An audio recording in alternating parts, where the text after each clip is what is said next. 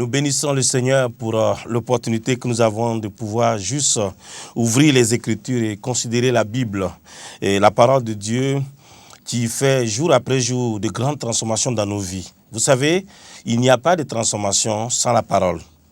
Si nous voulons vivre quelque chose avec Dieu, si nous voulons marcher avec lui, si nous voulons vraiment l'expérimenter, expérimenter sa présence, il nous faut tourner dans les Écritures. C'est pour cela, rapidement, chers frères et sœurs, tournons ensemble dans le psaume 103, le verset 4. Le psaume 103, verset 4, et un passage qui fait tellement de bien. Après que, personnellement, nous l'avons lu, et nous avons vu toutes les richesses qui sont là. Alors, lisons ensemble donc le psaume 103, verset 4, je lis. Il est dit, c'est lui qui délivre ta vie de la fosse, qui te couronne de bonté et de miséricorde. Amen. J'aimerais bien relire ce passage.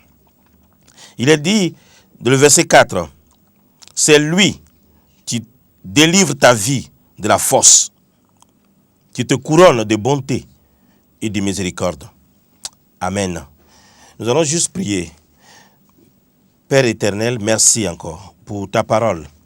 Et merci pour l'opportunité que nous avons, pour la grâce que tu nous donnes, de pouvoir ouvrir les Écritures et de pouvoir entendre ta voix. Bénis ces moments et donne-nous d'entendre de nouveau encore ta voix.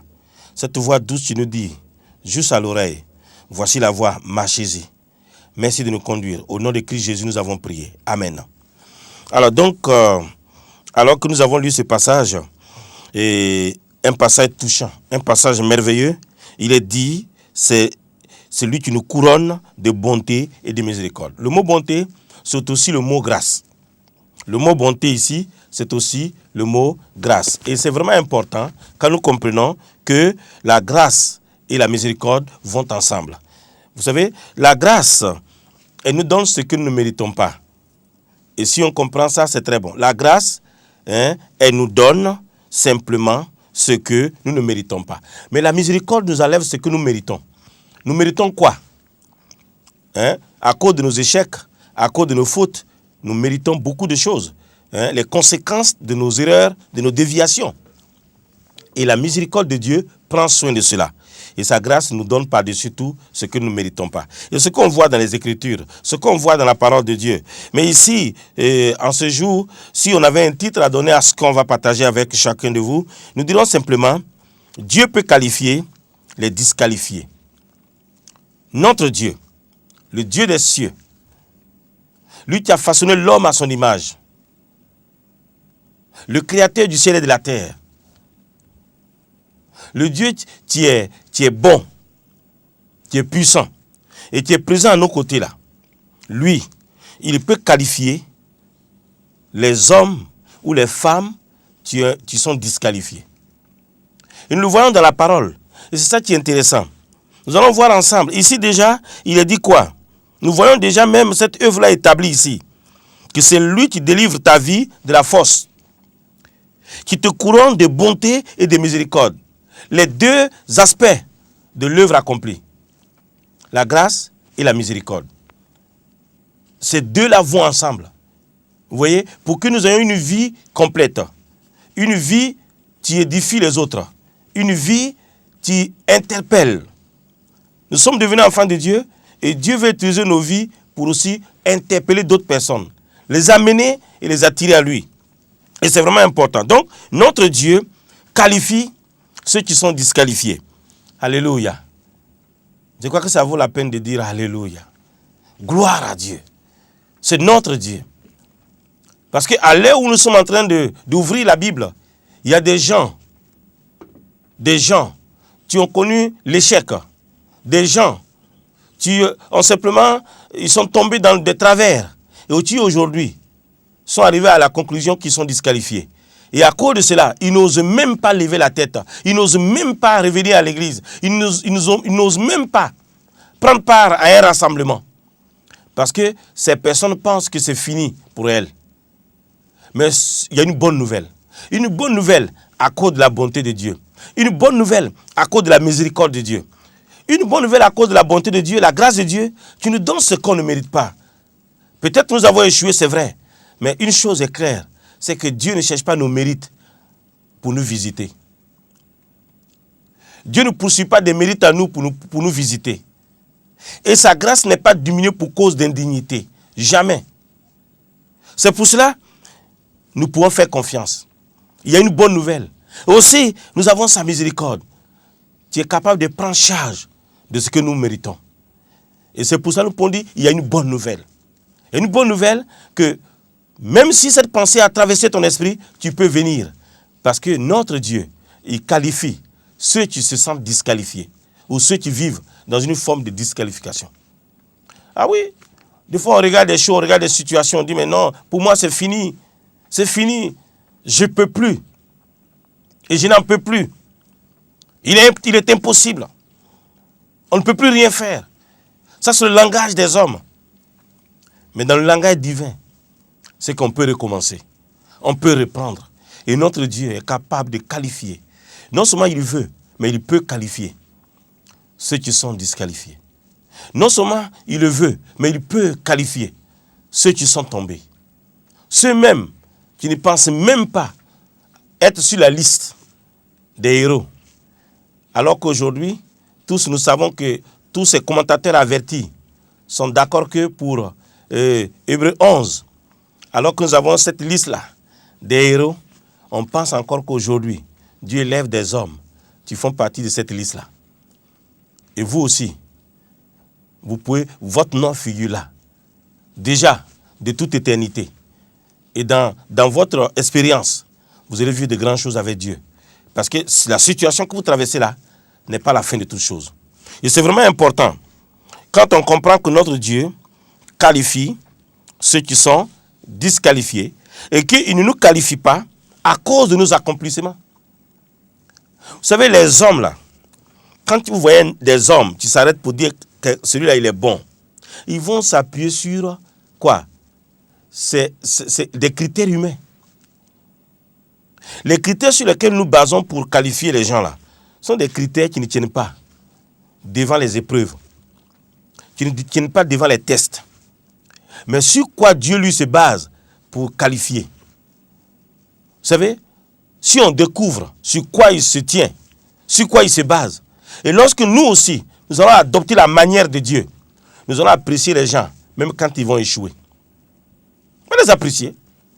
Parce que nos critères ne sont pas les critères bizarres là, que tout le monde utilise. Les critères de la rue. Les critères du quartier. Avec des critères du quartier, on peut nommer un chef de quartier. Avec les critères du village, on peut nommer un chef. Mais ce n'est pas ça. Les critères ici sont des critères divins. Lorsque nous allons aux critères divins, lorsque nous considérons les critères divins, lorsque nous considérons la manière de Dieu, même quand un frère échoue, nous sommes capables de considérer sa vie. C'est ça. Et ici, il y a deux choses qui sont très importantes. C'est quoi? La bonté de Dieu et la miséricorde de Dieu. La bonté de Dieu et la miséricorde de Dieu. Vous savez, nous courons de quoi? De sa bonté et de sa miséricorde. Et par sa bonté, ce grand roi David dit que c'est par sa bonté que Dieu l'a fait grand. Par la bonté de Dieu, il est grand, n'est-ce pas? Alors, nous là, qu'est-ce qui nous qualifie? Est-ce que c'est la bonté de Dieu, la miséricorde de Dieu, ou simplement nos propres critères, nos propres accomplissements, nos propres habiletés? C'est ça. Aujourd'hui, c'est ça. Pourquoi dans l'église, il y a comparaison? Pourquoi dans nos vies chrétiennes, il y a comparaison? Pourquoi? Pourquoi dans notre marche et dans l'exercice du ministère, les uns et les autres se comparent les uns aux autres? Pourquoi? C'est parce que les critères d'évaluation là sont des critères qui ne correspondent à rien en ce qui concerne le royaume de Dieu. C'est pour cela qu'il y a un système de comparaison. Si nous tous nous sommes basés sur la bonté de Dieu, ce n'est pas notre bonté, c'est la bonté de Dieu. Si on est basé sur la miséricorde de Dieu, ce n'est pas notre miséricorde, c'est la miséricorde de Dieu. Alors en quoi je peux me comparer à mon frère? Parce qu'il est ce qu'il est à cause de la bonté et la miséricorde de Dieu. Je suis ce que je suis à cause de la bonté et la miséricorde de Dieu. En cela là, d'où viendra la comparaison? D'où viendra la comparaison? Mais quand nous basons sur des traits qui n'ont rien à voir avec des choses qui n'ont rien à voir avec la vie de Dieu, alors on se compare. Ah oui, lui vraiment, il est très éloquent. Et puis dans l'église, oui, il est très éloquent. Tu vois, il a bac plus 4. Et l'autre, non, vraiment, bon, tu sais, lui, il a même pas, il a échoué 5 fois au CEP, là, donc tu vois, son niveau n'est pas bon. Et oui, c'est vraiment si bon. Notre pasteur, bon, il faut qu'on change de pasteur, parce que le niveau du pasteur, là, c'est pas un bon niveau, quoi. Comme dans une ville, des gens ont dû changer de pasteur parce que les pasteurs ne parlaient pas bien français. Regardez le type de critères. Regardez. Mais s'il ne parle pas bien français, il peut parler sa langue et puis on va interpréter, non. Il est fort dans sa langue, non.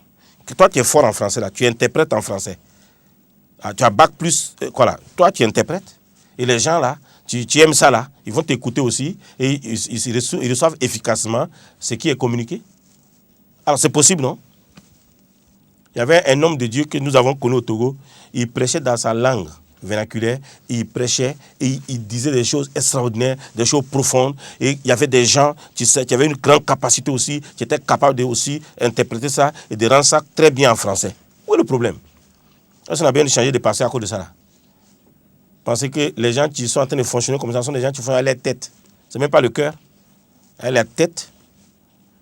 Avec la tête. C'est à cause ça donne des migraines tout le temps. Alors ici, quand nous regardons dans la parole de Dieu, nous voyons, on va voir des passages bien précis, 4 femmes qui sont mentionnées dans la généalogie de Jésus. Quand nous lisons Matthieu 1, au chapitre 1, le verset 1 jusqu'au verset 16, ça se voit. Et c'est magnifique. C'est-à-dire qu'on voit dans la généalogie de Christ des femmes qui sont mentionnées. Et précisément 4 femmes. Vous voyez, et la plupart du temps, quand on parle quand on parle de ces 4 femmes-là, quand on dit 4 femmes, rapidement on peut penser à Sarah, on peut penser à Rebecca, on peut penser à Léa et on peut penser à Rachel. Mais vous savez, il ne s'agit pas de ces femmes-là. Ah oui, Sarah, nous avons vu sa détermination. Même si quelquefois il y a eu hésitation et doute, on voit. Rebecca, l'obéissance, on voit. Léa, Rachel. Non. Mais il ne s'agit pas de ces femmes-là. C'est 4 autres noms. Et des noms qui sont avec lesquels on peut rapidement amener d'autres choses aussi. 4 autres femmes qui sont mentionnées comme grand-mère de Jésus. Et quand vous voyez leur histoire, tu dis, mais comment c'est arrivé que ces femmes-là se retrouvent là? C'est simplement parce que Dieu lui-même, il qualifie ce qui est disqualifié. C'est ça. Sinon, ce n'est pas possible. Donc, nous allons vous nommer Tamar, Rahab, Ruth et Bathsheba. Voici 4 femmes qui font partie de la généalogie de Christ et qui, quand on voit leur histoire, c'est impressionnant. C'est là où on découvre vraiment que peu importe ta situation, Dieu va te qualifier. Tu es qualifié. Et nous avons besoin de regarder aux critères divins pour comprendre aussi que tu es qualifié, pas sur la base des critères humains, mais des critères divins. Et si on comprenait ça, il n'y aura même pas un moment où on va hésiter à prendre soin d'un frère, à s'occuper d'un frère, à recevoir un frère, à entourer un frère, à aimer un frère, à accepter un frère. C'est ça, mes amis, ou une sœur. Vous savez, la première personne, nous parlons de Tamar. Cette femme-là, épouse et veuve, tour à tour, des 2 fils de Judas. Et Judas était le fils de Jacob, mais le 4e fils de Léa.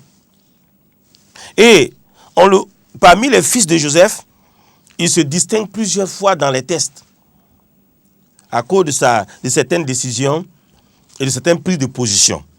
On voit déjà qu'il convainc ses frères de vendre Joseph. Et là, on le voit. Et puis, il se porte aussi garant de Benjamin auprès de leur père pour qu'il puisse l'amener en Égypte. Quand Joseph avait exigé qu'on amène Benjamin. Celui qui se porte garant. Et puis, une autre chose où on se voit encore, où il se distingue, Judas se distingue, c'est qu'il se propose à Joseph pour permettre à Benjamin de rentrer auprès de Jacob lorsqu'il avait été accusé de vol. Vous voyez ça? Donc, c'est un homme qui se distingue. Mais cet homme-là, ses deux fils, Er et Onan, vont se marier tour à tour à Tamar. Et ils vont mourir aussi l'un après l'autre. Et Tamar n'a pas eu d'enfant. Et qu'est-ce qu'elle va faire?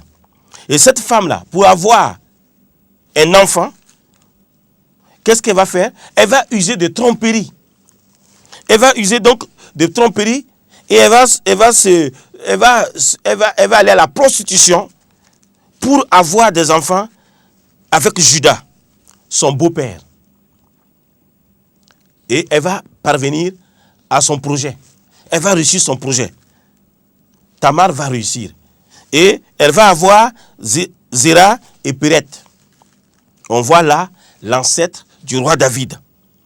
Et c'est de la tribu de Juda que le Messie va venir. Donc regardez ça.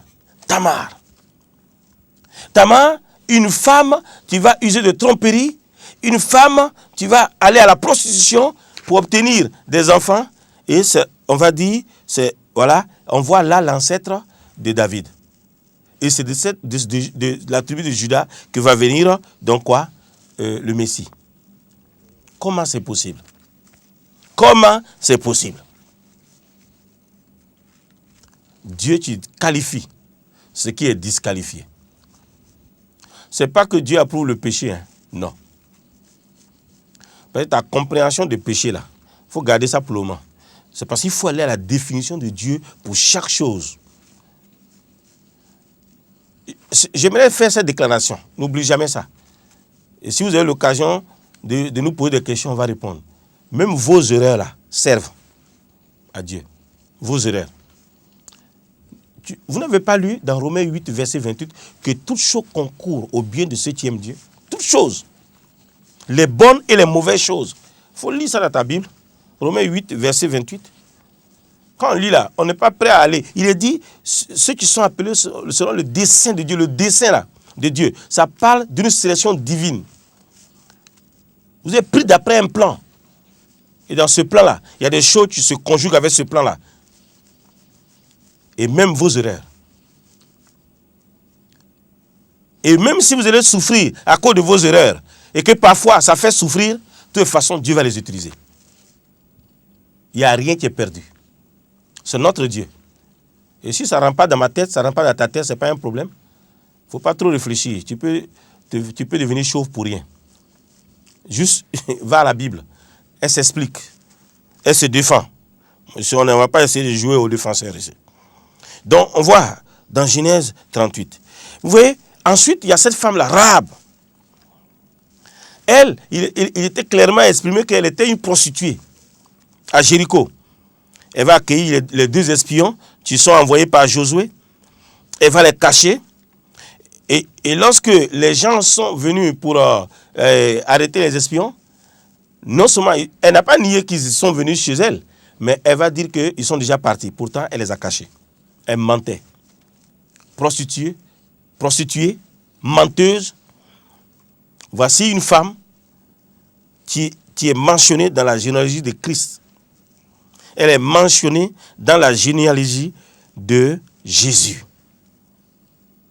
Mentionnée. Dans Matthieu 1 de toujours, vous allez voir. Rahab a mis sa foi dans le Dieu d'Abraham, dans le Dieu d'Isaac et dans le Dieu de Jacob. Elle reconnaît auprès des espions-là qu'ils ont la victoire. Que eux là, et que tout son peuple tremble. Son peuple tremble devant le peuple de Dieu. Elle le reconnaît. Et elle le dit, elle le confesse. Elle le reconnaît. Pourquoi? Parce que c'est une femme qui était attentive. Mais regardez ici son statut. Prostituée, menteuse. Mais comment ça se fait qu'elle fait partie de la généalogie de Christ? Pourquoi? Pourquoi son nom est mentionné là-bas? C'est une disqualifiée? Pourquoi? C'est parce que Dieu lui-même qualifie ce qui est disqualifié. Quand le monde vous disqualifie, quand le diable vient et qu'il amène des pensées méchantes dans la tête des gens qui vous disqualifient, Dieu vient vous qualifier. Il vous qualifie par grâce. Pas parce que vous êtes capable d'accomplir des choses. Non. Ce sont les hommes qui attendent qu'on accomplisse des choses, qu'on donne nos preuves. Ce sont les gens qui attendent qu'on fasse un bras de fer, qu'on s'en sorte. Puis dit oui, lui non. Attention, il a fait ses preuves. Non, sans preuve, sans rien, Dieu me qualifie. Mon frère, toi tu attends mes preuves. Il faut rester là-bas. Je n'en ai pas. C'est pas quand, en quelle année je vais te donner ça. Vous voyez? C'est pour cela, regardons bien. Comment il est arrivé à ça? Comment? Dans Josué 2, verset 1 à 21, vous pouvez voir ça. L'histoire. Elle est devenue la mère de Boaz, qui a épousé Ruth. Vous voyez? C'est tellement beau. Vous pouvez lire Ruth 4, verset 13. Et ensuite, la troisième femme qui est mentionnée, c'est Ruth. Elle était moralement droite.